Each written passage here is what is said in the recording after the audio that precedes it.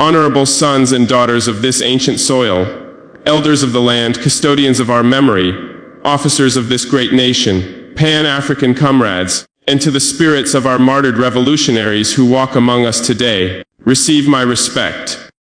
We gather not to mourn passively, but to ignite memory with meaning. For this is not just a date, it is a reckoning, a reclamation, a ritual of economic remembrance. On this day, years ago, they did not just assassinate a man, they targeted a vision, a blueprint written in gold, not ink. And here in Ouagadougou, land of Sankara, womb of resistance, we resurrect that vision today. They didn't just kill a man, they tried to erase a currency. Gaddafi's gold dinar was not a coin. It was a drumbeat of defiance, echoing across Sahel sands they thought too poor to resist. I do not speak from parliaments or policy panels. I speak from the blackened fingertips of refinery workers, from the mothers who bury sons after bombings disguised as resolutions. They call it aid, but it comes with strings tight enough to strangle a continent. They call it stability, but behind that mask is Africom's boot and Bretton Woods chain. And today, from the ruins of Tripoli to the coastlines of Dakar, we say it plain: monetary independence is what they fear, not guns, not flags, but the scent of sovereign gold and the silence of begging bowls turned upside down. They called it a civil war. But the drums of the ancestors say otherwise. They say it was a warning shot to every African leader who ever thought of printing a currency not backed by Western breath. They say it was punishment for daring to turn oil into liberation and gold into unity. Gaddafi's crime was not tyranny, it was treachery. He dared to imagine a continent trading in gold dinars, not dusty paper with foreign men's faces. He dared to gather heads of state, not for talk shops, but for a continental central bank, built not in Brussels but in Africa. That was when their satellites turned sharp. That was when humanitarian intervention became the language of liquidation. And we were told to mourn quietly, to call it regime change, not assassination, to see NATO bombs as benevolence. But the bones in the earth of Ouagadougou and Benghazi do not lie. They tell a story of betrayal deeper than any loan document. I speak not as a scholar, but as a son of the soil. I was raised under tin roofs, where elders speak in riddles, but truth drips like sweat from the brow. I was fed on millet and metaphor. I watched my uncle weep when he heard the news. Not because he was a Libyan, but because he understood what it meant when gold dies before it becomes a flag. The IMF never mourned, the UN never wept. They moved quickly, faster than vultures, offering transition packages, post-conflict loans, democratic training. But the people of the Sahel are not fools. We know that when the bomb clears, the briefcase arrives. They teach us to chase aid like it's oxygen, yet call it growth when we breathe without their loans. They brand our suffering with phrases like debt relief, but our relief has never come. They renamed colonization into cooperation. They replaced soldiers with spreadsheets. And when we asked to audit the contracts, they gave us consultants. But in the marketplaces of Kano, in the fishing boats of St. Louis, in the farming belts of Niger, we are remembering. We are remembering that before the dollar, there was carré. Before the euro, there was salt and gold. Before Bretton Woods, there were trade routes that needed no IMF stamp of approval. They fear our memory more than our weapons. They fear a child in Soweto reading about Gaddafi's dinar more than any rebel with a gun. Because gold, when imagined collectively, is not metal. It is strategy, it is sovereignty, and yet our leaders still sign papers behind closed doors, still attend AU meetings where silence is paid in Swiss francs, still call for development partners when the partners wear boots and carry drones. This silence, this polite betrayal of the martyr who tried to unite our coffers, must be broken. It must echo across airwaves. It must rise like the desert wind that carries both dust and fire. It must speak to the diaspora, to the black child in London wondering why his school books don't mention Gaddafi's gold, but praise the stability of foreign banks. We were not meant to be beggars in a world we built. We were not meant to measure value in currencies we don't print. And we were not meant to forget those who tried to set us free, using gold, not guns. So let the silence crack. Let the drums speak. Let the ancestors thunder. Because one man's plan to re-anchor Africa in its own wealth was not madness. It was prophecy. And if they fear our unity, then let them tremble. Because the drums have started again. Debt is the new bullet. It does not pierce the body, but it paralyzes the nation. It does not bleed red, but it drains futures. After they drop bombs on Libya, they drop documents on the rest of us. Structural adjustment, reform programs, stabilization frameworks. And like obedient students in a class of chains, our leaders signed. They signed away grain reserves. They signed away fuel subsidies. They signed away dignity in return for digits on a screen. They taught us that debt was normal, that loans were lifelines. But how do you call it help when the lender sets the fire and then sells you the hose? We trade our minerals by the ton, and they send us reports by the paragraph. We dig for bauxite, they bury us in bureaucracy. And when we ask for justice, they say it's above their pay grade, but never above their interest rate. Look at Niger, richer in uranium than France, yet darker at night.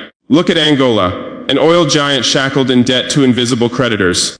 Look at Zimbabwe, punished not for war, but for daring to take back land. This is not policy, it is punishment. The IMF calls it restructuring. But we know the bones of that word. We know that restructuring means your children will sit 5 to a desk. It means nurses working 20-hour shifts. It means privatizing the river while your grandmother walks 5 kilometers for water. They strip our budgets and then sell us consultants. They cut our education and call it efficiency. They auction our banks and call it liberalization. But we know better now.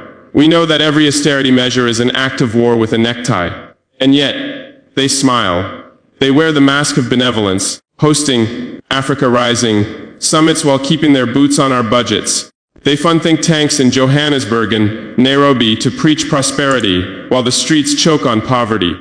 We bleed in clinics with no gauze, while the consultants write prescriptions priced in consultancy fees. We trade cocoa for copper wire while our children learn under trees. And still, they grade our creditworthiness like colonizers with clipboards. Their rating agencies don't measure risk. They measure obedience.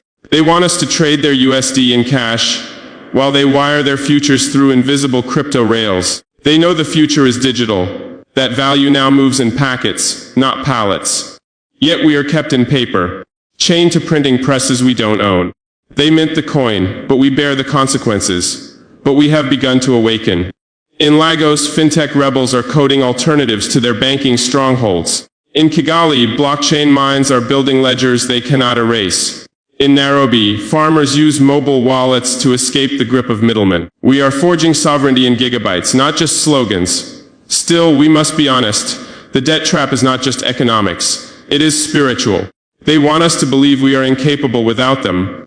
They want us to internalize inferiority, to recite their language of dependency, until we forget our own. But the drum remembers. The millet remembers. The grandmother stirring a pot with nothing but pride remembers. Even Libya, before they shattered it. Remember. Free healthcare. Free education. Subsidized housing. That is what Gaddafi built before they branded him a villain. And look at it now. Open-air slave markets where dignity is auctioned to the highest foreign bidder. They called that liberation. We call it proof. That real independence triggers war. That true sovereignty is louder than any speech. It is policy without permission. So let them keep their spreadsheets. We are counting something deeper. We are counting memory. We are counting years stolen, futures stolen, names erased. And we are done paying for the bombs they hide in bank loans. The system was never broken. It was built this way, wired like a trap, programmed like a lie. From the white stone halls of Bretton Woods to the polished tables of the G7, Africa was never given a seat, only a script. A script where we play the patient, and they play the surgeon. A script where the diagnosis is always underdevelopment, and the cure is always more dependency. They call it global trade, but we are trapped in a rigged theater. We export diamonds and import toothpicks. We mine cobalt for the tech they use to surveil us. We bleed lithium for their batteries while our own children study by candlelight.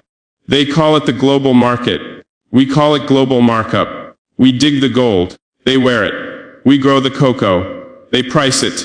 We raise the cattle.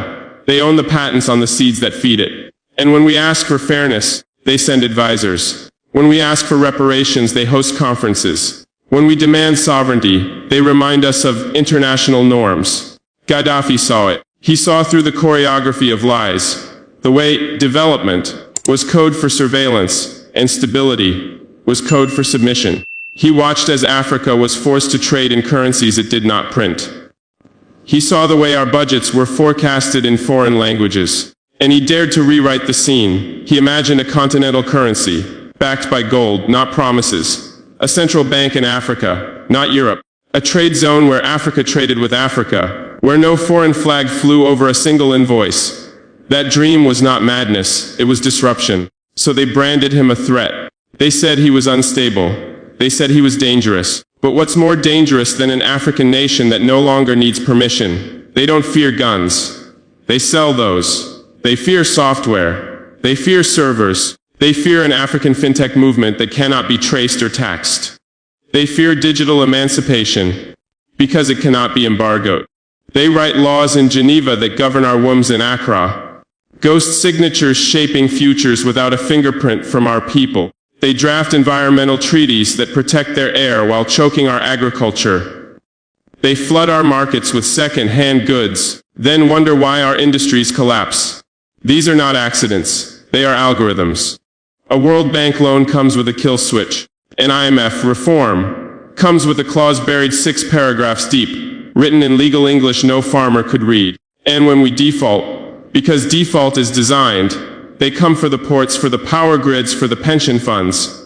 They privatize the future. They outsource our sovereignty, and they label it progress. But the script is unraveling. In Bobodia Lasso, coders build apps in Moray. In Addis Ababa, economists dare to print journals without Western donors. In Johannesburg, women led cooperatives trade in digital credits backed by Produce, not Fayette. We are no longer characters in their story. We are authors, and we are rewriting the plot. Let them keep their seat at the UN. We are building tables in the bush. Let them hold WTO summits. We are planting crops whose value is not indexed in Geneva. Our law is oral and living, carried in proverb, in rhythm, in resistance. Our future is sovereign, not because they grant it, but because we no longer ask. This continent is not too poor to innovate. It is too rich to obey. And from the graves of our leaders, Gaddafi, Sankara, Lumumba, we are scripting new economies, not with permission, but with purpose. So let the World Bank guard its spreadsheets. We have our futures encrypted in memory, in rhythm, in resilience. The system wasn't broken. But we are breaking out. We've mourned the assassinations. We've counted the cost of silence. Now we rise, not with apologies, but with architecture. Sovereignty is not a speech. It is a seed, a circuit, a system built brick by brick, not borrowed. They trained us to wait for reform like it was rainfall, to beg for permission in the language of grants. But we are done asking. We are building not for donors, but for destiny. In Burkina Faso, the factory smoke now carries the scent of defiance. Not carbon emissions, but carbon transition. Made with our tools, paid with our coins, designed by hands that once only harvested, but now manufacture. They said Africa cannot compete in tech. But our coders now write in code and proverb. They said we must rely on foreign data centers. But we are raising servers like we once raised silos, rooted in local knowledge, powered by the sun, immune to foreign toggles. They sell us paper maps while they move through the world in data and code. Owning nations with algorithms, not armies. We are charting new geographies, of mind, of money, of meaning. Digital emancipation is not a slogan. It is infrastructure, a decentralized ID that cannot be hacked by colonial ghosts. A mobile wallet that moves across borders faster than any aid convoy. An app coded in Hausa that translates sovereignty into transactions. Our liberation will not arrive in diplomatic packages. It will arrive in kilobytes and kilowatts. It will arrive through solar grids, where no colonial company controls the switch. It will arrive through clinics funded by community tokens, not IMF debt tranches. We will build factories with our hands, not wait for handouts priced in interest. And if we must borrow, let it be from each other, with terms that honor the womb, not just the wallet. They told us we needed foreign investors. But the grandmother selling Akara has more integrity than their entire stock exchange. She does not manipulate markets. She does not demand tax holidays. She only asks for peace. And a road that lasts longer than the next election. And so we are investing in her. In the seamstress who codes at night. In the mechanic who builds 3D printers from scrap. In the midwife who trains with AI diagnostics built by her own people. We are our own venture capital. Our own hedge against dependency. Our sovereign wealth is not in Swiss banks. It is in the minds of the people. And yes, they will mock us. They will say we are naïve. But it was not naivety that built Timbuktu.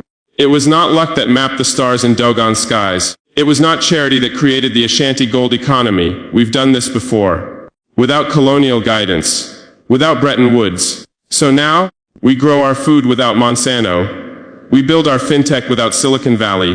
We design our cities without UN best practices that never built a hut in Euro. They can keep their sustainability conferences. We will keep our sovereignty, measured not in carbon credits, but in clean rivers and fed children. Every African country has its rhythm, but sovereignty is our shared beat. And in that rhythm, we will encode security. We will program peace. We will debug dependency. The rebirth will not be televised. It will be peer-to-peer. From the borderless dreams of the diaspora to the dust, rich trenches of the Sahel. We are not development recipients. We are architects of post-colonial design, and we're done speaking in their frameworks. We are building new ones, rooted in the soil, encrypted in memory, accountable to no one but our people. A revolution is not born in boardrooms. It grows in calloused palms. It breathes in the lungs of market women, and stirs in the dreams of children born beneath tin roofs. They want you to believe leadership wears suits and speaks Oxford English. But the mechanic in Ibadan, tightening bolts with precision learned from hunger, builds more than machines. He builds dignity. The coder in Kigali writing fintech apps on cracked screens does more for sovereignty than 1,000 foreign grants. Real leadership rises from the ground. Not from marble floors but from muddy paths. Not from PowerPoint slides but from protest chants and ancestral songs. Our lands are sacred, but our deeds are missing. A village uprooted by a contract no elder ever signed. They call it development. But the people were never consulted. A skyscraper cannot be progress if it casts shadows over stolen land. And so, we rise from Goma to Gambia. The people are reclaiming more than land. They're reclaiming narrative. They are no longer waiting for press releases from the AU or mission statements from the UN. They are declaring purpose in their own tongues, with their own tongues. The farmer in Tamale does not need a Harvard lecture on food security. She needs rain tools and a fair price. The weaver in Grand Bassam does not need a white paper on cultural preservation. She needs access to markets not choked by foreign imports. And we, the people, are not abstract statistics. We are the labor that powers the ports, the blood that greases the gears of extraction, the minds that build the future beneath the weight of imposed history. Our currency is not just the Naira or the CD. It is our time, our trust, our collective memory. From Lagos to Luanda, cooperatives are springing up like sacred groves, rooted in trust, watered by solidarity. They do not need consultants to tell them what justice is. They feel it in their bones when prices rise but wages don't. When politicians speak of patriotism, but send their children abroad. When foreign investors smile through tax loopholes while the people carry the tax burden like ancestral curses. But something is shifting. The young are not waiting. The diaspora is not silent. The midwife in Maputo is now part of a digital health collective. The mason in Bamako invests in village solar projects. The street vendor in Yaoundé knows the blockchain better than her governor. This is not the future. This is now. The revolution is QR coded. It is peer-reviewed by elders. It is fact-checked by hunger and dignity alike. We do not wait for elections to act. We build even when ballots are rigged. We organize even when unions are banned. Because power is not a gift. It is harvested like yam, from beneath the soil, with effort, sweat, and precision. From the fishing boats of Senegal to the data hubs of Nairobi, the people are rising, not as protesters alone, but as producers. Not as consumers, but as creators of worth beyond price tags. They called us informal. We call it ancestral. They called it unbanked. We call it unbroken. In our communal kitchens and roadside garages, the next economy is being forged. One that pays homage to the elders and justice to the children. We don't want inclusion in a system built to exclude. We want a new system, coded in Ubuntu, logged in solidarity, and powered by the sweat of those whose names never made the news. The people are not sleeping. They are sharpening. They are singing. And soon, they will be governing, not through handshakes but through harvests. Reckoning does not knock. It arrives like thunder in dry season, uninvited, undeniable. And in Africa the reckoning has begun. For too long, we have watched them rewrite our suffering as strategy. They bombed our nations and called it humanitarian aid. They stole our gold and called it foreign reserves. They erased our histories and called it global consensus. But now, from the ashes of Tripoli to the mines of Ouagadougou, the silence has broken. Our ancestors are no longer whispers. They are war cries. And they say one thing: restore what was stolen, not through petitions, but through presence, not by asking, but by acting. They want us to forget. Forget that before the IMF forecasted our futures in spreadsheets, our greats mapped the stars with memory. Forget that before the World Bank arrived with conditions, our markets thrived without permission. Forget that before governance reform, we had governance rooted in elders, not algorithms. But we do not forget. We carry our memory like iron. And now, we forge that memory into a future that does not bend. Let the IMF keep their forecasts. We have our futures written in the starts, not spreadsheets. We do not need external validation to define our direction. We do not need good governance, grades from those who funded apartheid and backed dictators. Let the UN keep their resolutions. Our resolution is spiritual. We are resolved to restore, not negotiate, to reclaim, not request. We were told we were debtors, but we are creditors of stolen centuries. We are creditors of diamonds exported without receipts, of patents stolen from our soil and branded with foreign names, of lives lost in mines and plantations, in laboratories dressed as charity. The real debt is theirs. And there will be no debt relief until there is memory relief. Until the curriculum reflects Lumumba before Lincoln. Until Gaddafi's gold is taught with the same fervor as Bretton Woods. Africa will no longer beg for health care. It will build it with sovereign data, sovereign budgets, sovereign hands. Our hospitals will not run on donor mercy, but on local code and medicinal wisdom. No more IMF-funded clinics with broken machines and stock consultants. We are healing, rooted in our own knowledge, amplified by our own technology. They told us our currencies must float, but only dead things float. We anchor ours in productivity, not permission, in sweat, not speculation. And when we digitize, we do so with fire, not to be included, but to dominate our own ledger. We are not entries in Western accounting. We are authors of balance sheets they cannot audit. We are restoring not only what was lost, but what was never allowed to be born. The dreams interrupted by colonization, the unions crushed under debt plans, the revolutions halted by UN peacekeepers and Africom drones. They call it peacekeeping. But there is no peace in occupation, there is only quiet theft. And we are no longer quiet. This reckoning is spiritual. It is the return of names, the return of stolen artifacts, but more, stolen agency. And no, it will not be signed into law. It will not be funded by US aid. It will not be endorsed by the same banks that lent money to both colonizers and coups. It will come like a drumbeat through Kigali, like thunder in Ouagadougou, like morning turned into mobilization in Harlem and Brixton. We are not waiting for approval. We are restoring without permission, because sovereignty delayed is sovereignty denied. And a continent this rich, this wounded, this wise, has nothing left to lose but its chains.